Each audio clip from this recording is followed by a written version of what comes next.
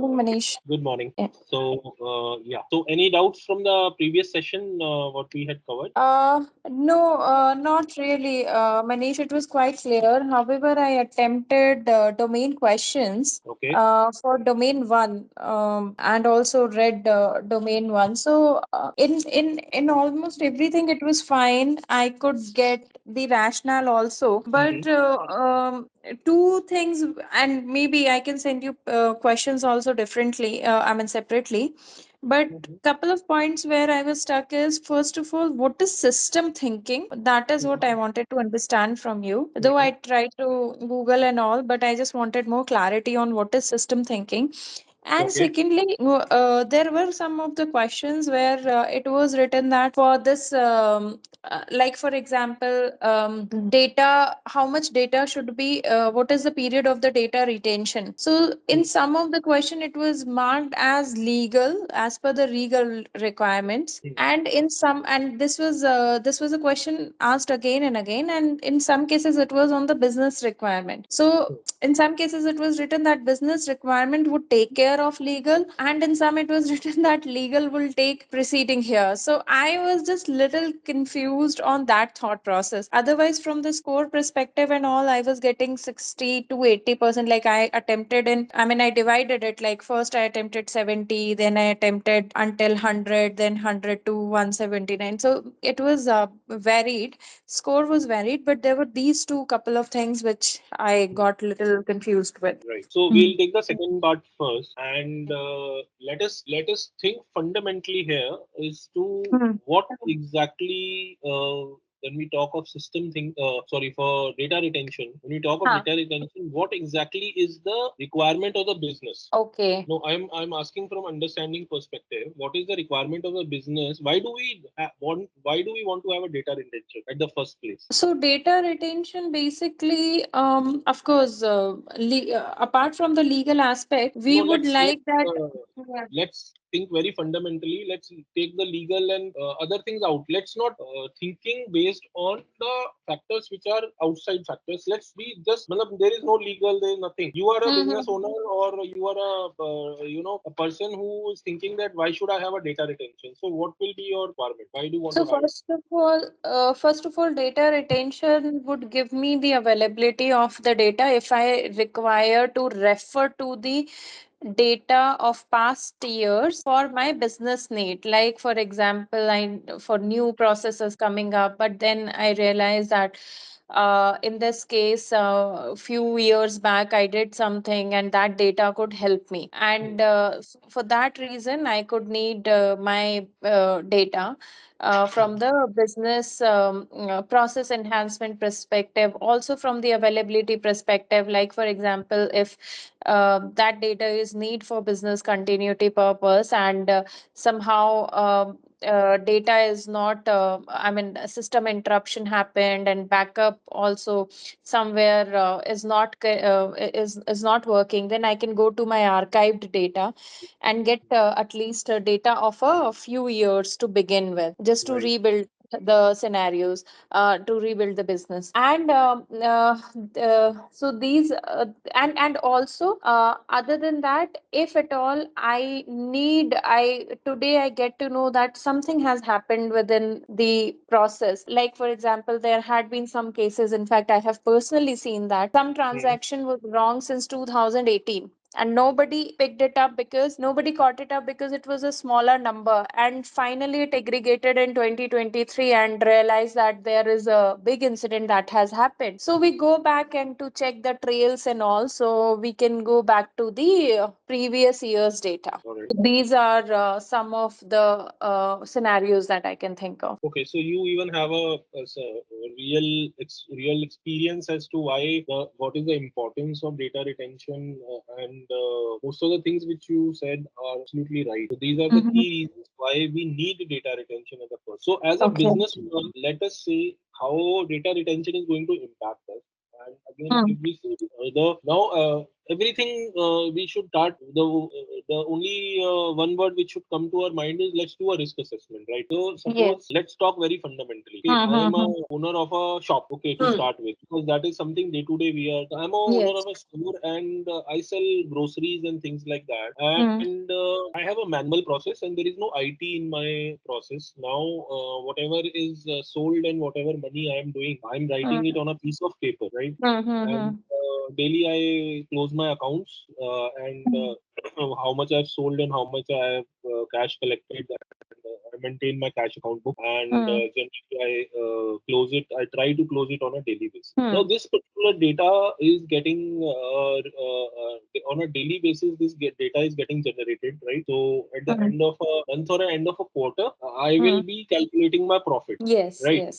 So how much I have sold, what was my cost price, and what was the sales price, and difference in my basic profit, out of which I will Mm. subtract my overheads, salaries, things like that, and fair running cost and this that, and finally I will get my total profit which I have earned for that particular month, that particular quarter, and Mm. similarly for that particular year. Now, Mm. as a business owner, this particular example suffices for me to come to know what is my earning. Mm. Mm. But wherein in the present day scenario, that is my personal requirement. But at a national level, there is something known as income tax regulation. Mm. Mm. When that regulation comes to play, so now Mm. I have to maintain these records in accordance with the income tax department's guidelines, because that they will scrutinize me on that. Mm. As a business owner, I may have had any policy wherein I can have I may close an account after say 2 years. Nobody can question me, Mm. because that is Mm. how I am comfortable with, right? But now Mm. there is a regulation on sitting on top of my head, and if I don't follow that, then I will be penalized. I will have to commit penalty, right? So this is Mm. exactly the same case with the data retention. When we talk of the enterprise level, we are keeping Mm. record keeping we are keeping records and data safe, so that it helps us in our business. If there is a any downtime on a server is down, then the backup can be utilized to rebuild that server or rebuild that particular process. So Mm. it is helping my business. What should Mm. be the duration? It should be for me. It should be governing based on my business requirement, because I want to run my business, right. That I want minimum downtime and maximum business continuity should not get affected at any point of time, right. Mm. So when we talk Right. of that perspective, it is always and always a business Mm. need, right? Based on my Yes. business, I will define a policy for myself, and that will Mm. suffice my. But Mm. again, there are other needs like security and privacy also I want to see, because if there is any malpractice, then these records I can use and analyze, and then come to a conclusion that there was a privacy issue or security issue or some malpractice which was happening to the same Mm. data. Then Mm. again, storing and all, I will also have a cost consideration in my mind, like how to store a particular data, how much data I'm generating, and how much is relevant for me to store, and what is the cost consideration, right? Yes. What type of backup architecture I have set up? Is it a near real time backup, or I am doing backup every monthly or weekly, right? Is it a Mm. differential backup, or that type of different backup methodologies? Which one I will use is again my business needs and consideration. Now, Mm. all business is, as I told you, the income tax department. There is an example. So there is a compliance Mm. team which is sitting on our head. Mm. So I have to align all of this based on the Mm. legal and regulatory framework, because finally, if I'm not doing it, then I will be penalized. So Mm. first consideration is legal and regulatory, but it Mm. is not the primary consideration. It is Okay. mandatory Mm. for me to maintain it as per the guidelines on legal and regulatory, but Mm. that is not primary consideration. My primary consideration are always my business needs, because that is what I am doing. That is affecting my money, that the profit, right? Now I have to Mm. align myself to that regulatory need, because if I don't, then again I will be penalized. I am Mm. duty bound to do that. So, as far as I am concerned, whenever there is an option given, legal and regulatory, whenever there is an option given, then that Mm. should be the first choice. Okay. Mm. But if the scenario builds like it is business, in the scenario, if there is a business which is the key thing which is getting highlighted, then it is your business need, Mm. right? But Mm. if in the four option, if legal and regulatory is given to, I think 90% times it should be legal and regulatory, because if we don't follow those legal and regulatory requirements when doing a data backup, then there are Mm, penalties and heavy penalties which are generally imposed across the mhm. all the industries, especially the critical and sensitive kind of industries like health insurance, and your payment banking sector and all this. The data backup has a lot of very stringent legal and regulatory rules attached to it. I hope Yeah, yeah. that is getting things little clear. Sometimes the questions can be a little confusing on this, but again, if you Uh, read them and again understand from this perspective that why do you need a backup in the first place, and then you put mm. yourself in that situation, then the things become clearer and clear. Now, with this clarity, I think you can attempt one or two questions which were wrong, so that let us analyze where things went wrong. Right? Let's take up that one or two questions if you have them ready. Actually, I don't have this ready because it is in my laptop, but I can Uh, send you maybe later and then we can yeah, discuss tomorrow. Yeah. yeah, sure, not a problem. Mm. So, is it giving is it clear or any more doubts on this? No, no, I think it is clear. Only thing is that it was quite confusing because sometimes Yeah. it says business is given the priority and all, and suddenly legal things comes in. So I was little confused. And also one thing that I realized is, but maybe this is something that I have to work upon is the attention span. So first half an hour or 1 hour would be good for me. I'll be attending all the question with all the attentiveness, and then after that, the attention goes away, and some of the questions I made like silly mistake, like did Yeah. not read the So, question properly or something. yeah. So I was like quite irritated with myself. Where is my attention going away? Why Absolutely. I'm So not this, able to attend, be attentive throughout. So this was quite something that I learned about myself. yeah. So the again, I'll have a little distinct talk about this particular scenario, because Mm-hmm. I recently gave exam which is called CISSP. So it is Mm-hmm. a 4 hours exam. So now they Mm-hmm. have changed the rules, but when I attended it in January, then that time it was a 4 hours, and Okay. yeah, and like 150 questions and 4 hours. Sorry, 200 questions. Now they have made it this thing less questions. So I 200 questions and 4 hours. So approximately 2 minutes per question or so. And Mm. each question is a scenario based question like CSM. And the Mm-hmm. problem is when you are reading a question, it one question itself is a full chapter in itself, because it is developing a scenario. You Mm-hmm. are exercising your mind, you are putting yourself in those shoes of that particular manager or a supervisor the way they want you, and then taking a Mm-hmm. decision, a tough decision, because out of the four, two are very close. So you are Mm-hmm. actually challenging your mental faculty in analyzing, and a kind of a mental exercise or a mental gym you are putting to, and then you come out with answer.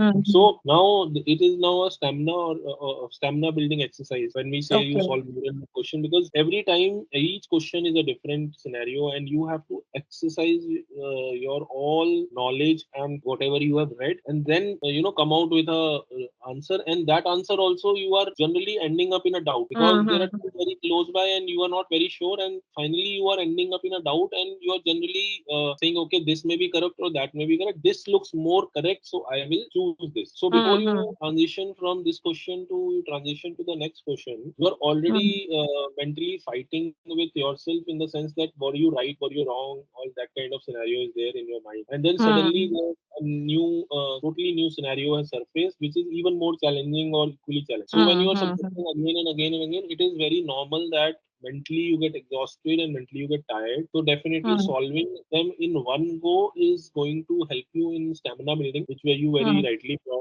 figured out. And Mm-hmm. this is your first this type of certification, right? So again, Yes. Yes. you are also getting familiarized with this pattern. After that, if you Mm-hmm. do CISA or any other certification, you will not get so you don't find it so difficult when you're solving, because this pattern of cybersecurity certification, generally the questions are in the similar pattern. The difficulty level only changes. The technical aspects little changes a little here and there. The basic fundamental principles are not going to change, right? When you move transition from CSM to CISP, if you ask me, probably a little more technical, a little more the amount of content which it is going to cover is going to be vast because it is 8 domains and this is only 4 domains, and this is little less technical. It is more focused on the process and managerial levels skills to enhance your managerial level. So, but the principles will remain the same. So when you are attempting other certifications, it will not be that challenging. For this one, I would say that you should attempt at least, if you're 100 questions in one go, so it will take about 2.5 to 3 hours. That I'm talking once we are finished, we are in the finishing stage. That is the time we will getting question papers, like full-fledged question papers. That you should practice in one go, sitting 3 hours together, so that you train yourself in the sense that you are able to continue with the same stamina and the same concentration level till end, rather than steaming out at 1 hour or 1.5 hours, because that happens. That is very normal. And slowly, slowly, as your interest will also gain, you will gain more and more interest. More and more questions will be coming out correct. Then your interest will definitely start becoming a slightly more, and this all will get sorted out. So I don't think that should be such a big issue at this stage. Once you are completed 75% of your course, then all the topics will be very familiar to you. It will not look so challenging as it appears now. Okay, sure. So Because there were many questions which I felt like I only couldn't answer properly because I was not paying attention. yeah, And that happens. somewhere I just did not read the question properly, or somehow I just assumed certain things. So I was like little this thing that what is happening with my attention spam now. So Okay, so a few tips for attention span. One is you have to read the keyword because they are big questions. You don't have that much time to go read between the lines. Second is that you have to understand the scenario thoroughly. So there are okay. 2 3 tips. First is have a glance, very specially glance at the options 1 2 3 4, and if they are Okay. just single word answers, then you read them. If they are big statements, then don't go reading the statements, but just take a gist in the answers. What is given option 1 2 3 4? Just a gist. Say 2 seconds, 1 or 2 seconds, you give a glance to that, and then you read the question once. In that, figure out the keyword like data retention. Okay, so you understand that okay, this is a question pertaining to data retention. When you see the answers, you will already get an idea that this is the question pertaining to data retention. And then you see the question in data retention, they will give a lot of stories that a company is in this particular geographical area, and then they are doing business there and here, and all that kahani they will give. Okay, so now you just look at the keywords. Okay, what is he asking? What is he asking? What is he asking? And then once you are slightly clear, now you read the options, and once you have selected an option, that is the time you should finally read a question with peacefully. That okay, this is my correct answer. Let's read the question again. Again, read the question, and again see you are fine. Then you will not go wrong. In this way, you will probably 80% times you will be answering the correct answer because you have understood the scenario, you have understood the domain, you have understood what it is asking. Sometimes we just see the question and we think it is in a positive. It has a positive connotation. However, that word not or somewhere it will be hidden, and it was totally opposite question he was asking. So you should not be making such kind of and I made that mistake. Yes, I made that mistake couple of times. Yes. so that is why I initially itself told you that it is a test of English, and you get habitual to not reading this type of reading, this style of reading, wherein you look at the options first, then look at the question with what understanding the scenario, then select your answer, and then reread the question now properly, so that you are not making that mistake where it was a positive and you have selected negative. So the moment you read the final read is of the question you are doing, that time the clarity will be absolute clarity will be there that you have selected the correct option, and then you now answer. So your confidence level will also go up, and you will then thereafter done and dusted with this particular question, and with peace you will move on to the next question. Otherwise, there will be a conflict in your left brain and right brain, that whether you have selected it correctly, or should I give more time, or should I just leave it just like that because time is running out. So those kind of thoughts coming in mind. So the way I told you, try to do that. Let's see how it comes out. Okay. I'll try this technique as well. Thank you, Manish. Yeah. Now coming to your next question, which was system thinking. System thinking. Yes. So let's see.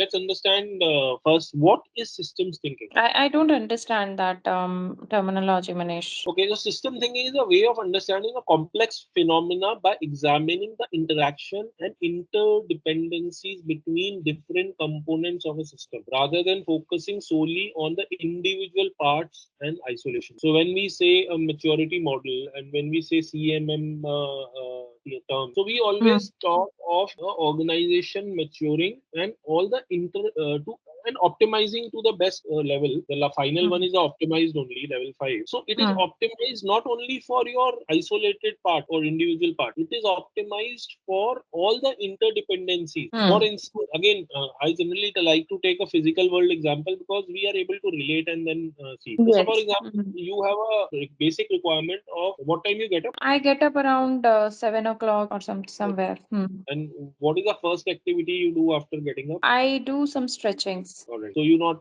don't take coffee or a tea or something like that. No, no, no, no. Okay. I So don't take care. I'm a coffee person, so I generally give this Hmm. example. Like Hmm. after getting up, I need a cup of coffee. So Hmm. if we see Hmm. the ingredients, there is a coffee required, milk required, and I nowadays don't take sugar, but earlier I used to take sugar. So when we Hmm. see Hmm. these ingredients, coffee can be bought and kept.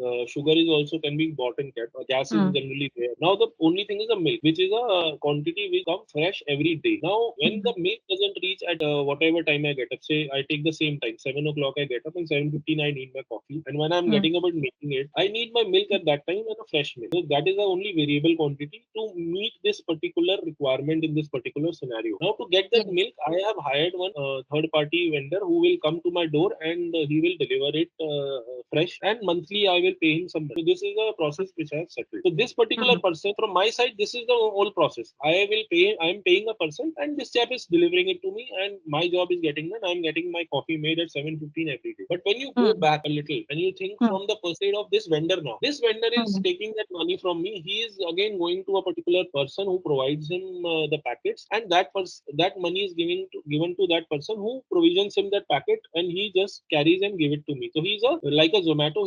Just a delivery boy. Now this Hmm. delivery boy, again you go take a step back again. So this person who is offering packets to this delivery boy, he is doing to hundreds of delivery boys. So this particular person, he is taking money from hundreds of delivery boys, taking the money together, making up the quantity, and now he is going to the company or whichever company he is representing. He tells that company, boss, my daily requirement is so many hundred packets. So the Hmm. company is getting the quantity requirement from such hundreds of people, and on a daily basis, it is making up that requirement. Say, okay, I have to prepare so many thousand packets for meeting such distributors' requirement, and this company Hmm. is now telling the dairy people. And these dairy people are not keeping livestock based on the requirements given by the company. So you think you are in Hmm. Gujarat. So in Gujarat, when there are so many farms, cattle farms, and this and that, so your Hmm. one cup of tea has translated into farmer's decision, directly affecting the farmer's decision and how many cows he has to breed or keep take care, so as to ensure that one cup of coffee is offered to that particular individual sitting in a city. So now Hmm. now what I am coming to is there are interdependencies. Hmm. For instance, if I say, okay, because of whatever doctor has suggested, I will stop drinking the tea, I don't drink the milk, and I stop Hmm. doing that. So few thousand people do that, then directly it will impact that farmer, Hmm. right? In the same Hmm. chain, what we have just explained. So now everything is an interdependent scenario, and most of the businesses are based on this supply chain methodology, and they're interdependent. Within the same organization, we are multiple verticals, and each vertical's work is based on somebody's output. My input is somebody's output, right? So I am Yes. working on this is my output is somebody's input, and there are Hmm. interdependencies, and we are all dependent on each other. So when Like we the talk of downstream and upstream system works, right? exactly, exactly. Hmm. Hmm. Exactly. So Hmm. these interdependencies have to be optimized, and the system thinking is not the system like computer system. It is this particular business system. It is this particular flow. This is we are calling as a system, and this system thinking is a way of understanding the complex phenomena. Hmm. Hmm. When we say our computer system also, we are the computer itself is interdependent on so many processes running at the back end. When you see the Hmm. task manager, there are so many processes which are running and they're all interdependent. That is why it is a ecosystem. It is a system which is made up of various processes which are interdependent on each other. So again, I'll read this statement. System thinking is a way of understanding complex phenomena by examining the interactions and interdependencies between different components of a system rather than focusing solely on the individual parts facts in isolation. Hmm. Hmm. Hmm. It's like looking at a big picture, Hmm. understanding how everything fits together, and recognizing that changes in one part of the system can ripple effects throughout the entire system. All right. Hmm. System thinking used in various fields, including engineering, biology, economics, ecology, and management, among others. It helps in Hmm. understanding complex problems that cannot be adequately understood or solved by breaking them down into smaller isolated. Again, the same thing. He is just giving it a slight amount of examples. One key concept in system thinking is feedback loop, which are Hmm. mechanisms that cause the output of a system to influence its own operation. Feedback loops can be reinforcing, that is a positive feedback, or balancing, that is a negative feedback.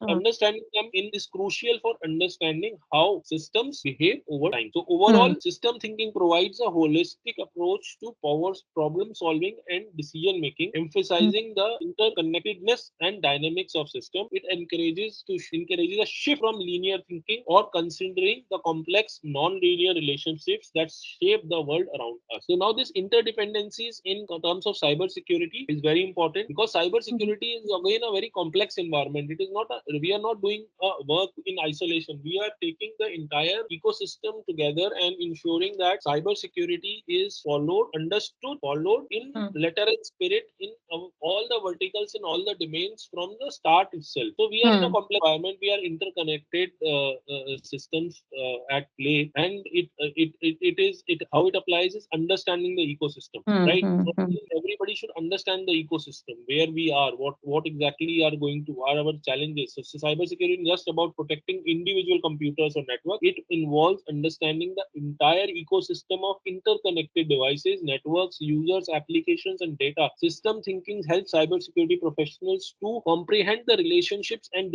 dependencies between these components and how they can impact security. Hmm. System thinking is also important in identifying vulnerability in threats. Like, system thinking enables cybersecurity professionals to take a holistic approach to identify vulnerability and threat instead of focusing solely on individual weaknesses. They consider how different components interact and how weaknesses in one part of the system can affect the overall security posture. Right? Hmm. Assessing Right. risk in a similar manner, designing security controls in a similar manner. You cannot be Hmm. thinking in isolation that okay, one gatekeeper is required here because we want to protect one server room. Hmm. But Hmm. you Hmm. have to see that one server room is going to impact the entire organization. It is a gateway to that server room. Compromise is a gateway to the entire network of the organization. So entire Hmm. data, Hmm. rather than just taking a decision that what is the use of one security guard when we already have biometrics, right? But it is a critical Hmm. infrastructure, so we need to have defense in depth. So that means we need to have dual control. So if we have to have dual control, it is a guard as well as biometrics. So if that Hmm. is compromised, it is not the compromise of that one server, it is a compromise of the entire network